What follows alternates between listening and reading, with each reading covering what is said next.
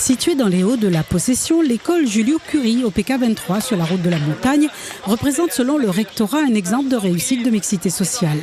La visite du ministre de l'Éducation offre un éclairage sur un quartier excentré avec des résultats scolaires très intéressants chez les 262 élèves.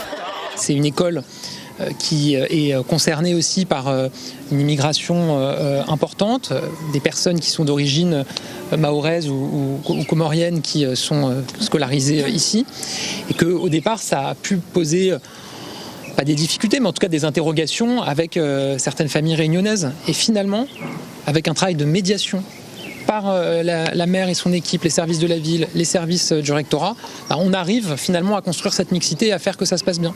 Combien il y a d'enseignants ? Et Gabriel Attal de s'installer dans une classe de CM2 pour échanger avec ses élèves sur des valeurs qui font l'objet d'un travail collectif en classe, l'amitié, l'excellence et le respect. Autre échange au lycée Jean Aiglo au Port, cette fois sur le numérique, où le ministre souligne les initiatives innovantes de la Réunion, soutenues par le Conseil national de refondation.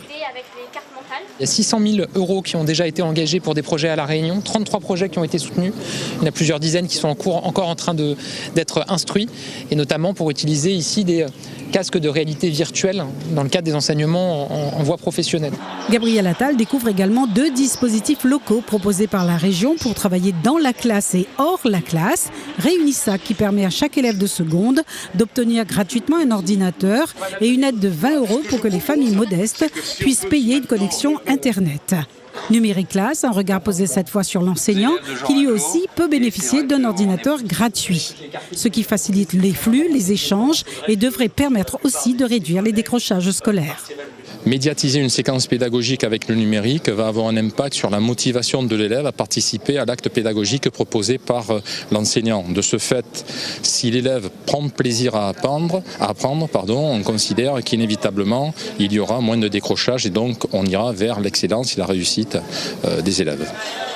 Autre dispositif dans le cadre de cette rentrée, la cantine à 1 € pour tous les lycéens. Aujourd'hui, seuls 25% d'entre eux mangent à la cantine. Un dispositif qui démarre le 1er septembre. D'ici là, la cantine est gratuite et tout le monde, élus locaux et délégations ministérielles comprises, en a profité au lycée Jean Aiglo pour poursuivre la discussion autour d'un bon repas.